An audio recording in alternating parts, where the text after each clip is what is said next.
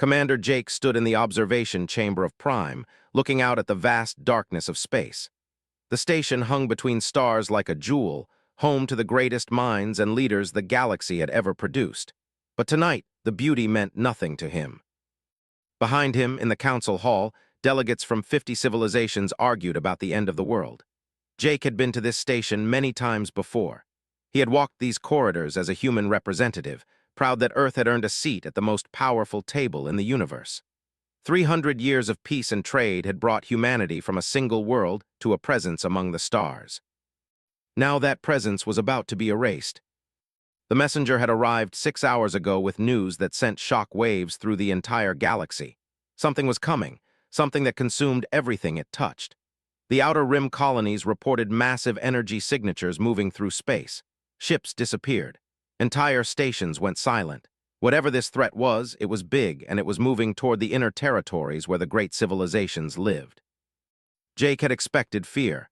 He had expected the Council to work together. Instead, he found cold calculation and selfishness that made his blood run cold. The doors to the observation chamber slid open and Commander Helena entered. She was the military for the Empire, a civilization that had ruled space for 10,000 years. Her blue skin marked her alien heritage, but her expression showed something very human, disappointment. "They have made their decision," Helena said quietly. "I wanted you to hear it from me first as a courtesy." Jake turned to face her. "What decision? What did they decide?" "The Council has voted to abandon the Outer Rim colonies. All forces are being pulled back to the core territories. Anyone living beyond the third orbital ring is considered expendable." The words hung in the air like poison. Jake's mind raced through the numbers. 8 million people lived in the Rim territories, 8 million humans and their allies, families, children, scientists, workers, people who had built new worlds and established new lives among the stars. "The Rim is home to 3 of our colonies," Jake said, his voice steady even though his hands were shaking. "New Chicago alone has 2 million people. You cannot just abandon them." Helena looked away. "The Council can and has. Your people were informed along with everyone else. The evacuation window is 72 hours. After that, the Rim territories are on their own." "This is madness," Jake said. "If we work together, if we combine our forces, we can hold the line. We can defend the Rim and protect the core at the same time. Splitting our forces weakens everyone." "The Council does not believe we have the capacity to defeat this threat," Helena said. "The energy readings suggest something far beyond our ability to fight. The only chance for survival is to abandon the Rim, fortify the inner worlds, and hope whatever this is moves past us or consumes itself." Jake's hands clenched into fists. "And if it doesn't, if it keeps coming, if nothing stops it, then at least the core civilizations will have more time to prepare. That is the Council's position." Jake moved closer to Helena. She was not responsible for this decision, and he knew it, but she was his only chance to understand the madness. "I need to speak to the Council. I need to present the case for a united defense." Helena shook her head slowly. "The vote was unanimous, Jake. 50 civilizations, all in agreement. The Merchant Alliance, the Zenith Collective, the Empire, the Dominion, everyone. No one wants to risk their core worlds for colonies that are already beyond saving." The word hit Jake like a physical blow. Beyond saving. That was how they saw the Rim territories now. Not as valuable settlements established through human effort and sacrifice. Not as homes where millions of people had built lives and raised families. Just numbers on a spreadsheet. Resources that were expendable. "When does the withdrawal begin?" Jake asked. "Immediately. Your evacuation orders have already been transmitted to the Rim colonies. Military forces are withdrawing now. Civilian transports will have until the deadline to move deeper into known space." Jake thought of the families he had met during his postings in the Rim territories. He thought of Dr. Foster, the brilliant engineer who had helped establish the new Chicago industrial sector. He thought of the children in the colonial schools, growing up believing they were safe because Earth had earned its place among the civilizations of the galaxy. He had been wrong. Earth had never earned that place. Earth had only been tolerated. "I want to file a formal protest," Jake said. "I want it on record that the human delegation opposes this decision and demands a reconsideration." "I will pass your objection to the Council," Helena said. "But understand, Jake, the vote will not change. Your protest will be noted, filed away, and forgotten before the week is out." Jake walked back to the observation window. He could see the edge of the galaxy from here, the vast darkness where the unknown thing was moving toward them. Moving toward people who trusted that the galaxy would protect them. Moving toward homes that the great civilizations had already abandoned. "Why tell me first?" Jake asked without turning around. "You said you wanted me to hear it from you as a courtesy. Why not let me find out with everyone else?" Helena was quiet for a long moment. "Because I remember when humanity was not much more than a primitive species living on a single world. I watched your people grow. I saw the potential. And I have always believed that was a mistake on my part. The Council was right to fear human potential. You would have challenged our order eventually." She moved toward the door. "This way, the galaxy eliminates that threat without being the ones to pull the trigger. Your own desperation will do that for us." The doors closed behind her, leaving Jake alone with the vast darkness of space and the terrible knowledge that everyone in the galaxy had just decided humanity was not worth saving. He activated his communication device with shaking fingers. "This is Commander. President Lisa sat in the underground command center beneath Earth's capital. The walls around her showed live feeds from every abandoned colony. Ships were evacuating. People were running. Families were being torn apart as the government made the impossible choice of who could be saved and who had to be left behind. 2 days, that was all the time the galactic powers had given humanity before the deadline. 2 days to move 8 million people from the Rim territories to safer worlds. 2 days to gather resources that had taken decades to build.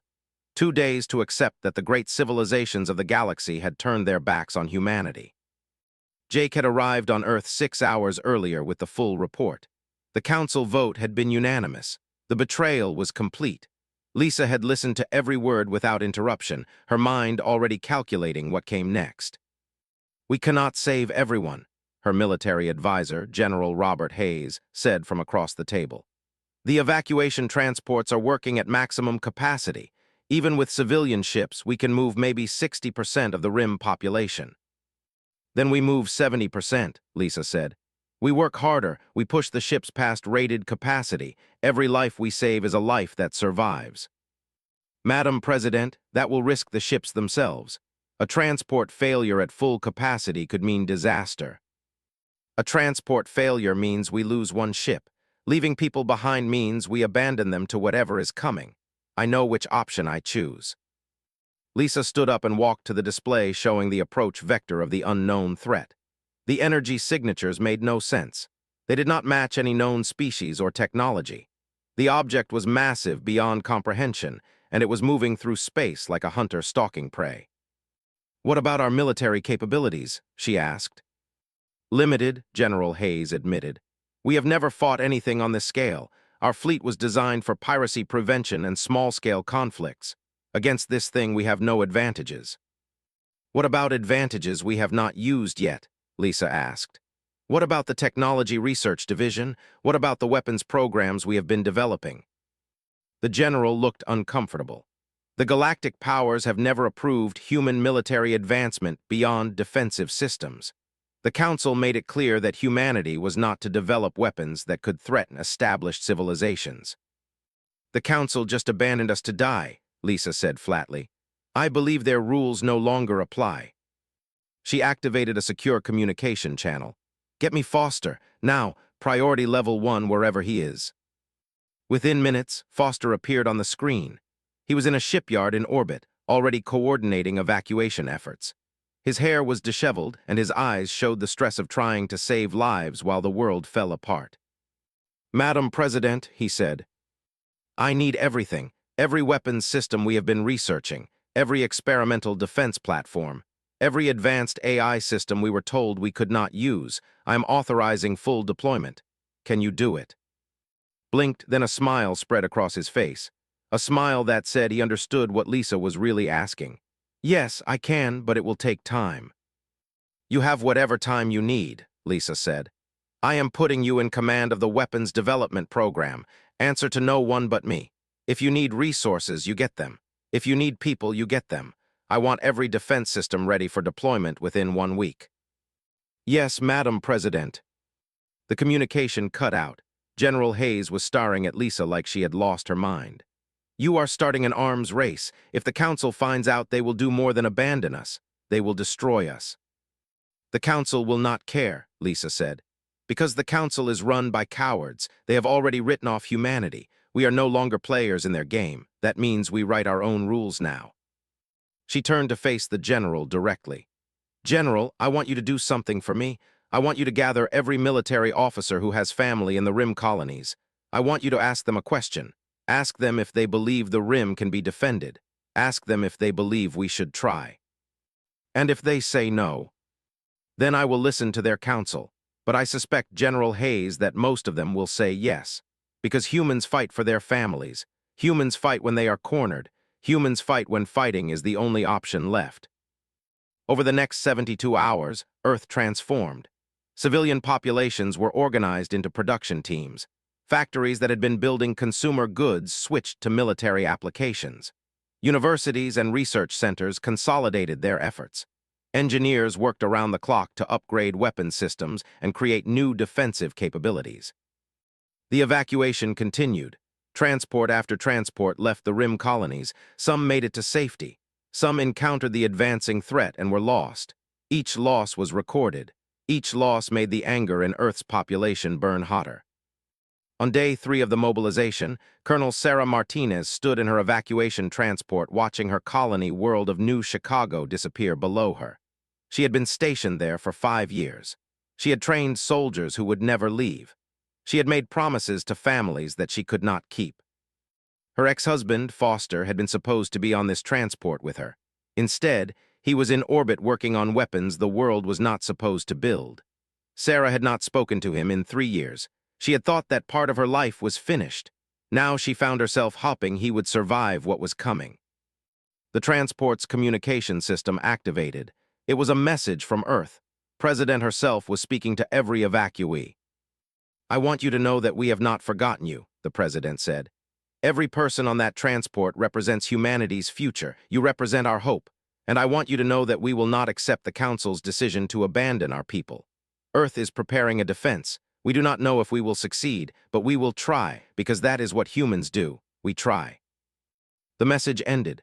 Sarah looked around at the faces of the evacuees. Fear was there, grief was there, but so was something else, determination, the knowledge that Earth was fighting back. Sarah made a decision in that moment. When this transport reached safety, she would request reassignment. She would volunteer for whatever Foster was building. She would fight for the people they had left behind. In the orbital shipyard, worked through another night without sleep. Around him, ships were being refitted with new systems. Defense platforms that had been theoretical were becoming real. Weapons that would have been considered too dangerous by the Council were being mounted on human vessels. A message came through from Sarah, 3 words, I am coming back. Looked at the message for a long moment. Then he sent a reply, welcome home. On Prime, the Council watched the human mobilization with growing alarm. The weak species they had abandoned was not accepting its fate quietly. The primitive civilization was building weapons. The expendable people were fighting back. Some Council members called for military action to stop the human rearmament. Others argued that it was the Void swarm came like a disease spreading through the Rim territories. It was not a fleet. It was not an army. It was something worse. It was a force that corrupted everything it touched, turning advanced technology into twisted weapons and living beings into nightmarish servants. Scout reports described it in broken, terrified transmissions before the signal died. It consumes ships, one report said. The hull breaks down, the metal becomes... Wrong, it moves on its own. It is not salvage, it is corruption. Another scout sent his final message as the swarm consumed his vessel. They are not attacking. They are converting. Everything they touch becomes part of them. We cannot fight this. We cannot. The transmission cut to static. Commander Jake read the reports in the Fleet Operations Center aboard humanity's largest military vessel, the Dawn Defender. Around him, dozens of officers worked to coordinate humanity's defense. There were no plans for this. There were no strategies in any military textbook that addressed an enemy that converted your own weapons against you. The first major engagement happened above New Chicago, the colony world that President had fought so hard to evacuate. The evacuation had saved most of the population, but the military installation remained. Soldiers had stayed to slow the swarm, to buy time for the last civilian transports to escape. Commander Jake watched the battle unfold on the tactical display. 3 human destroyer ships had taken position around the planet. The swarm forces emerged from faster-than-light travel, and suddenly the display showed hundreds of corrupted signatures surrounding the human vessels. "All units, this is command," Jake transmitted. "Engage evasive pattern Delta. Do not let them lock onto your position." The human ships moved. They twisted through space in patterns that would have shattered the frames of slower reaction vessels. The pilots were human. Their nervous systems could adapt and respond faster than alien species. They could think in curves instead of straight lines. They could improvise when technology failed. Pilot Hayes sat in the cockpit of her fighter, pushing the vessel to limits no alien commander would dare attempt. The swarm moved in predictable ways, following protocols established ago. Moved like water. She moved like fire. She moved like nothing the swarm had ever encountered before. Her weapons fired and corrupted swarm vessels exploded. More came to replace them, but was already gone, already moving to a new position, already finding the next target. Around her, 200 human pilots did the same thing. They made impossible maneuvers. They took ridiculous risks. They died. But they also held the line. 3 hours into the battle, a human destroyer took critical damage. Its shields failed. Its hull was breached. The crew knew what would happen next. The swarm would come, and the ship would be corrupted, and the crew would become part of the enemy. Captain David Wells, commander of the Dawn's Pride, made a decision in that moment. He ordered his crew to the evacuation pods. As they fled, he kept the ship moving, kept it drawing the swarm's attention. The last transmission from Captain Wells was simple. "This is for my family in New Chicago. This is for humanity." The ship drove directly into the largest concentration of swarm vessels.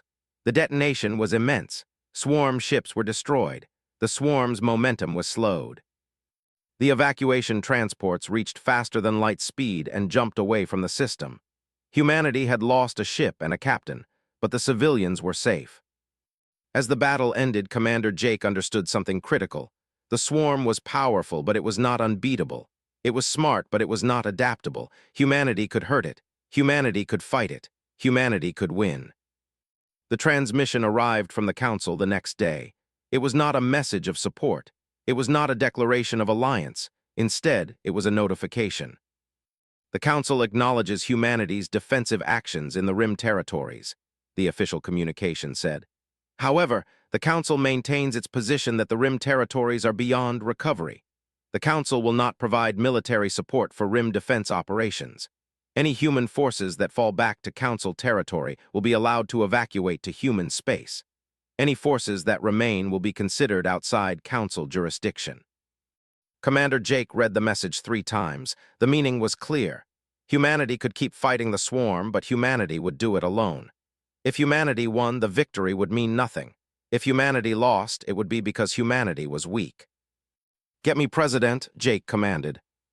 When Lisa appeared on the screen, she looked exhausted. 2 weeks of mobilization had drained her, but her eyes were still sharp. "We can hold them," Jake said without preamble.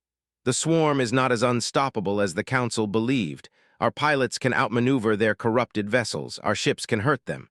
We can fight this threat." "What is the cost?" Lisa asked. "Everything," Jake said. "We would need to commit all available forces. We would need to accept losses. We would need to keep fighting even when the Council tells us to stop. But, Madam President, we can do this." Lisa was silent for a long moment.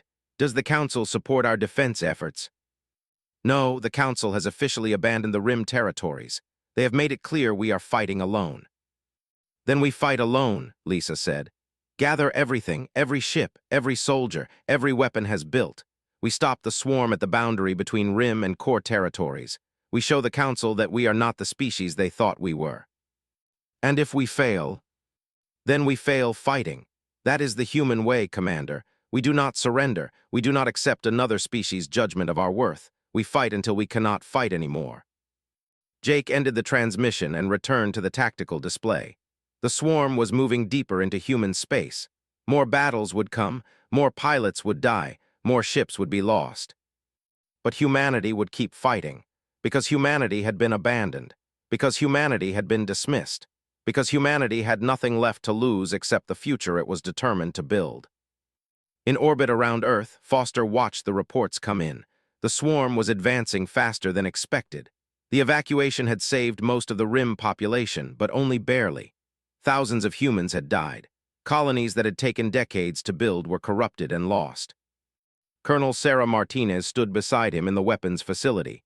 "We need to push the defense systems faster," she said. "The timeline has compressed." Nodded, "We have 1 week. The swarm will reach the boundary in 1 week. Everything we have built needs to be operational by then." "Then we do not sleep for a week," Sarah said. Looked at his ex-wife, and for a moment the bitterness of their broken marriage faded away. They both understood what was coming. They both knew the stakes. They both would do whatever it took to survive. "No sleeping," agreed. We finish this, and we make sure nobody ever abandons humanity again." Around them, thousands of humans worked through the night. Engineers, soldiers, civilians who had been transformed into production workers, all of them working toward one goal, all of them determined to prove that humanity was worth more than the galaxy believed. The void swarm consumed world after world. It was a force of destruction and corruption, but it had never encountered a species like humanity. It had never faced an enemy that would fight when every logical calculation said surrender was the only option. The week before the final battle was the most brutal week in human history. On Earth, factories produced weapons around the clock, weapons that the Council had forbidden, weapons that cut across forbidden lines and used technology that established civilizations would never accept. Foster stood in the neural integration facility deep beneath Earth's surface. In front of him were the most advanced artificial intelligences humanity had ever created. The galactic powers had declared AI dangerous. The Council had strict laws against military AI development. Humanity had built the largest AI combat network in the galaxy anyway. These AIs could think at speeds no biological mind could match. They could process tactical information and make decisions in nanoseconds. They could coordinate thousands of ships and millions of individual weapons systems with perfect synchronization. And humanity was about to release them into full combat. "Is this ethical?" asked Dr. Cross, humanity's leading. She had been brought in 6 days ago to work on biological solutions to the swarm problem. "No," said simply. "Ethics are a luxury for species that have time to consider them. We do not have time." Understood, she had spent the week analyzing swarm biology, studying the corrupted ships and the twisted creatures that served the swarm. Her analysis had revealed something critical. The swarm operated on patterns. It converted biological material according to a specific genetic template. It evolved, but slowly. It adapted, but only when it encountered something completely new. Humanity was new. Humanity was unpredictable. Humanity was about to exploit both those advantages. "I have the targeting virus ready," said. She held up a data crystal. "It uses human DNA markers as a targeting signature. Any corrupted creature built on human genetics will be vulnerable. The virus will attack their conversion process at the molecular level." "How long until it works?" asked. "Minutes. Once deployed, the viral agents will spread through the swarm's biological matrix and cause systematic degradation. Then we have a weapon that can hurt them in ways they do not expect." "Yes, but it is brutal. It will destroy them slowly. It will be suffering on a scale that—" "They are not alive anymore," interrupted. "They are not sentient. They are corrupted matter being used as tools by something we do not understand. We save what we can and we destroy what tries to kill us. That is the choice in front of us." Handed him the data crystal, loaded it into the targeting system for the biological dispersal weapons. Humanity was about to use tools that would have been considered weapons of mass destruction in any civilized context. Humanity had stopped being civilized the moment the galaxy abandoned them. In orbit, Commander Jake stood on the bridge of the fleet command ship. Around him, human vessels took their final positions. Destroyers, cruisers, fighters, troop transports, supply ships. Everything humanity had was moving to the boundary line between Rim and core territories. "All units report ready for deployment," a tactical officer announced. Jake had spent days reviewing combat simulations. His new weapon systems looked effective, but they also looked desperate. The defense platforms had developed used distributed processing systems that individual human operators could control. Every fighter could function as a node in a larger network. Every soldier could access AI-assisted targeting. Every weapon could be guided by human instinct amplified by machine calculation. It was beautiful and terrifying. "Mobilize the fleet," Jake commanded. "All forces to combat stations." The human fleet moved into position. They would not attack the swarm. They would not chase it through space. Instead, they would form a wall, a boundary line that nothing could pass. The swarm detected the human presence and changed course toward them. It had consumed 13 human worlds. It had corrupted thousands of ships. To the swarm, humanity was just another species waiting to be assimilated. Pilot Hayes sat in her fighter, waiting for the battle to begin. Around her, hundreds of other human pilots did the same. They were going to fly at an enemy that killed most of them. They were going to use tactics that pushed their ships and their bodies to breaking points. They were going to fight because there was nothing else left. The communication system crackled. "All pilots, this is Commander. In approximately 1 minute, we will engage the swarm forces. I want you to know that every one of you is a hero. Every one of you represents the best of humanity. Fly well. Come home if you can. If you cannot, then die making them pay for every second of your life."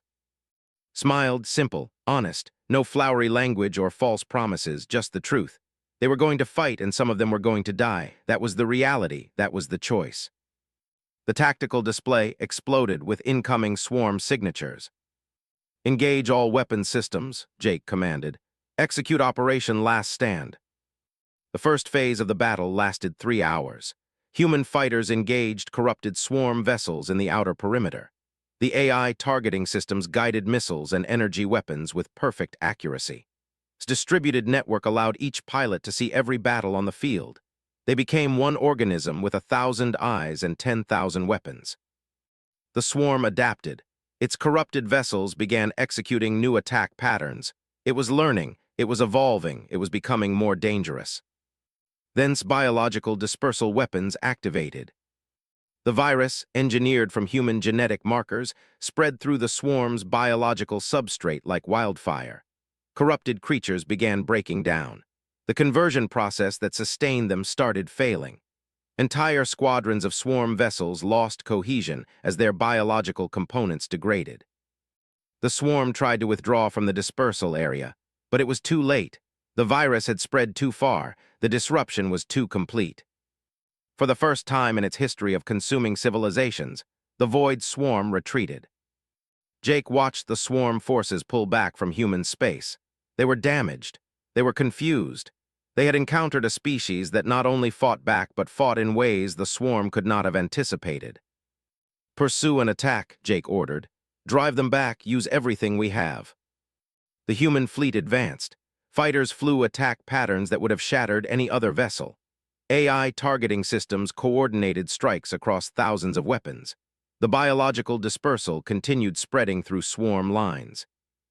Colonel Sarah Martinez stood in the operations center, coordinating ground forces for the worlds that were at risk.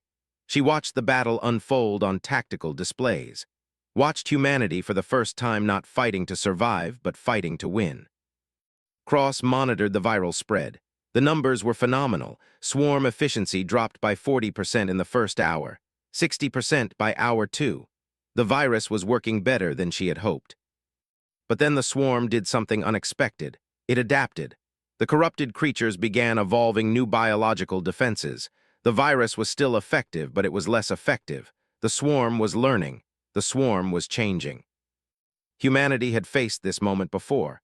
When one strategy failed, humans found another. Received the new data and made a split-second decision. He modified the virus targeting signature and pushed the new version through the dispersal network. The biological weapons adapted at the same speed the swarm did. It was a race between human adaptability and swarm intelligence. Humanity won. The new virus strain was more efficient than the previous version. The swarm's defensive adaptations became useless. The corruption process continued breaking down. In the middle of the battle, standing in orbit watching the fight unfold, Jake understood something profound. The swarm was powerful, but it was not human. It could compute faster than human minds. It could process information with greater efficiency. But it could not adapt the way humans could. It could not improvise. It could not risk everything on a single decision because it was not willing to die. Humans were. Status report, Jake commanded. Swarm forces reduced to 30% combat capability, the tactical officer reported. They are in full retreat. They are attempting to establish a jump point to escape the system. Do not let them escape, Jake ordered. Keep attacking, push them back into the boundary line, make them feel what it means to be hunted. The human fleet pursued the retreating swarm. For the first time in this war, humanity was the predator and the swarm was the prey. The psychological shift was monumental. The swarm made its jump point and fled into the darkness. It left behind corrupted ships and destroyed forces. It left behind a message that it was not unstoppable, that it could be hurt, that it could be forced to retreat. As the battle ended, the human fleet let out a cheer that echoed through communication channels. They had won. They had faced the unstoppable force and they had stopped it. On Earth, President watched the reports come in with tears streaming down her face. Humanity had won. Her people had survived. The galaxy's greatest threat had been pushed back by the species the galaxy had abandoned. Now came the harder part. Now came the reckoning. In the days after the battle, reports arrived from Council worlds. The swarm had begun retreating from established territory. Civilizations that had written off entire regions were suddenly regaining control of their worlds. The message was clear. Humanity had not just saved itself. Humanity had saved the entire galaxy. 30 days after the victory at the boundary line, the human fleet began the reclamation. Ships moved into the rim territories that the galaxy had abandoned. They found corrupted worlds and destroyed settlements. They found some survivors hiding in underground bunkers and radiation shelters. They found the remains of civilizations that had been consumed by the void swarm. They found that humanity had lost 2 million people in the rim territories, 2 million souls who had trusted the galaxy to protect them, 2 million reasons that humanity would never forget what the Council had done. Commander Jake walked through the ruins of New Chicago's capital city. The streets were empty. The buildings were corrupted, their structures twisted into unnatural shapes by swarm conversion. It was a graveyard of human ambition. A team of environmental restoration specialists worked to begin the cleanup. They would restore this city. They would rebuild what the galaxy had destroyed. And they would make sure that New Chicago stood as a monument to humanity's refusal to accept defeat. Foster worked through the night with Colonel Sarah Martinez. They had spent the battle working separately, each taking their own path to victory. Now they worked together to rebuild the infrastructure that had been destroyed. It was strange to work beside his ex-wife after so many years of separation. But the war had a way of washing away old grievances. "We did it," Sarah said as they reviewed the reconstruction plans. "We actually won." "We survived," corrected. "Winning would be if we could have saved those 2 million people. Surviving is the best we could do." Sarah nodded. She understood. The victory was hollow when measured against the cost, but it was still a victory. Pilot Hayes returned to civilian life and found something unexpected. She was famous. The human media had made her into a symbol of human courage and adaptability. Children wanted her signature. Politicians wanted her endorsement. Everyone wanted to touch the person who had stared death in the face and refused to blink. She hated it. Was a pilot. She was trained to fly and to fight. She was not trained to be a symbol. She was not prepared for the sudden realization that her actions had meant something beyond herself.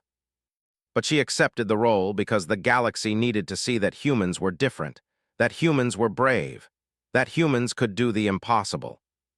President Lisa sat in the diplomatic chamber, waiting for the Council's envoys to arrive. She had agreed to this meeting, but she was under no obligation to listen to what they had to say. The Council had abandoned humanity. The Council had let 2 million people die. The Council had misjudged humanity's worth and paid the price. Now the Council wanted to talk. The Empire sent Commander Helena. The Merchant Alliance sent a trade representative. The Zenith Collective sent one of their ancient philosophers. Behind them came representatives from 47 other civilizations. They wanted to discuss alliance. They wanted to discuss trade agreements. They wanted to discuss military cooperation against the swarm. President listened to every word without speaking. When they finished their presentations, she simply asked a question. "Why should humanity accept anything you offer?" Helena answered because she always answered. Because together we are stronger than divided. Because the swarm is still out there and it could return. Because civilization requires cooperation. Civilization also requires honoring your commitments, Lisa said. The Council made a commitment to protect all member species. When that commitment became difficult, the Council abandoned humanity. We have no faith in Council promises anymore. What do you want? The Merchant Alliance representative asked. We want recognition that humanity is the vanguard against the Void Swarm. We want equal representation on the Council. We want our borders expanded to include the full Rim territory. And we want reparations for the species and colonies we lost during the Council's abandonment. The Council representatives began arguing among themselves. Some wanted to accept humanity's terms. Others wanted to negotiate. A few suggested that humanity was being unreasonable. Lisa stood up. This is not a negotiation. These are our terms. You can accept them or you can deal with the Void Swarm on your own. But know this. Humanity will continue fighting the swarm regardless of what you decide. We do not need the Council anymore. The Council needs us. She walked out of the chamber. The meeting was over. Over the next 3 months, the Council gradually accepted humanity's terms. Some civilizations agreed quickly, others held out longer, but eventually the reality became undeniable. Humanity had proven itself. Humanity had earned its place among the stars. The human delegation returned to the Galactic Council for the first time as equals. Jake stood beside President as they entered the Great Chamber. The seats of every civilization were represented. 50 worlds and countless trillions of people watched as humanity took its place. The gavel came down. The Council recognized humanity as a full-member civilization with equal voice in all decisions. The decision was unanimous. Even the civilizations that had argued longest eventually voted in favor. It was a moment that echoed across human space. The species that had been abandoned, the people who had been dismissed as primitive, the civilization that the galaxy had left to die. They had won their place through blood and courage and desperation. On Earth, crowds gathered in public spaces to celebrate, but the celebrations were subdued. Yes, humanity had won recognition, but the cost was too high, 2 million dead. Entire colonies lost, families shattered. Dr. Cross published her findings on the Void Swarm in the Galactic Scientific Journals. Her work became the most cited research in the galaxy. She had discovered that the swarm was not a natural phenomenon. It was an engineered weapon, something that one of the ancient civilizations had created in some forgotten era and lost control of. It had been consuming space for millions of years. The implications were staggering. The Council had known about the swarm before. The Council had known what it was capable of. The Council had simply chosen to abandon the Outer Rim because it was cheaper than fighting. This realization shifted how the galaxy viewed humanity once again. Humanity had not just survived and won. Humanity had done so against a threat that the Council had deemed unstoppable. Humanity had proven that desperation and determination could accomplish more than ancient power and vast resources. Foster never became famous like Hayes. He worked in the background, rebuilding the Rim territories and developing new defense systems. His designs became the standard for military hardware across human space. He and Sarah eventually, this time with the understanding that they had learned from their past mistakes. Jake was offered a position as the human military representative to the Council. He accepted the role and worked to establish new defense protocols that would protect not just humanity, but all member civilizations from the Void Swarm. 3 years after the victory at the boundary line, humanity had fully reclaimed the Rim territories. New Chicago stood rebuilt, a gleaming testament to human determination. The other colonies followed, one by one becoming functional again. New humans were born in the Rim territories, children who would grow up knowing that their species had refused to accept death. They would grow up understanding that humans did not surrender. They would grow up knowing that their ancestors had fought for them against an uncaring universe. President stood on the observation deck of the flagship Humanity's stand. Below her stretched the expanse of human space. Dozens of worlds, millions of humans, a civilization that had been abandoned and had chosen to fight back. An aide approached. "Madam President, we have received reports of swarm activity resuming on the outer boundary. They are moving again." Nodded, the battle was not over. The Void Swarm was still out there. It had retreated but not been destroyed. Eventually it would return. Eventually humanity would have to fight again. "Send a message to Commander," said. "Tell him to prepare the fleet, and send messages to the Council. Tell them that humanity stands ready. Tell them that we will hold the line. Tell them that the galaxy will not fall while humanity still draws breath." The aide saluted and left to carry out her orders. On the boundary between human space and the vast darkness where the void swarm lurked, the human fleet took position. Pilots climbed into their fighters. Soldiers took their stations. Ships moved into formation. Humanity was ready. Humanity was not afraid. Humanity had learned what it meant to fight alone against the darkness. And humanity had learned that sometimes the greatest strength comes not from power or numbers, but from the refusal to accept that you have already lost. The galaxy had abandoned humanity once. It would never make that mistake again. And if it tried, it would learn what a species could accomplish when it had nothing left to lose and everything left to fight for. In the darkness of space, the void swarm detected the human presence. It had no fear. It had no emotions. But it had data that suggested humans were worth taking seriously now. Humanity had declared total war, and the galaxy was about to witness what that meant. And the galaxy knew it. Council representatives began requesting communications with Earth. They wanted to discuss alliance terms. They wanted to understand how humanity had defeated the swarm. They wanted to know if humanity would continue to serve as the vanguard against this threat. President let them wait. She was done accepting the Council's timeline. She was done accepting the Council's judgment. Now humanity would set the terms. Now humanity would decide the future. The question was what kind of future humanity wanted to build. It was about to learn a lesson the galaxy had forgotten. Sometimes the smallest spark can burn down empires. Sometimes the abandoned species are the most dangerous. Sometimes humanity was exactly what the universe needed. And sometimes underdogs had claws. Humanity would be destroyed by the advancing threat before they could become a real danger to the Council. All of them made the same mistake. They still underestimated humanity. They still believed that abandoned people would accept their abandonment. They still thought that humans were less than they were. They would learn differently, but by then it would be too late. Immediate transport back to Earth, priority level 1, and prepare our military vessels. We are no longer guests in this galaxy. The message went out across the stars toward home, toward a planet that had trusted the universe to treat its children fairly, toward a government that would soon learn that trust had been a mistake.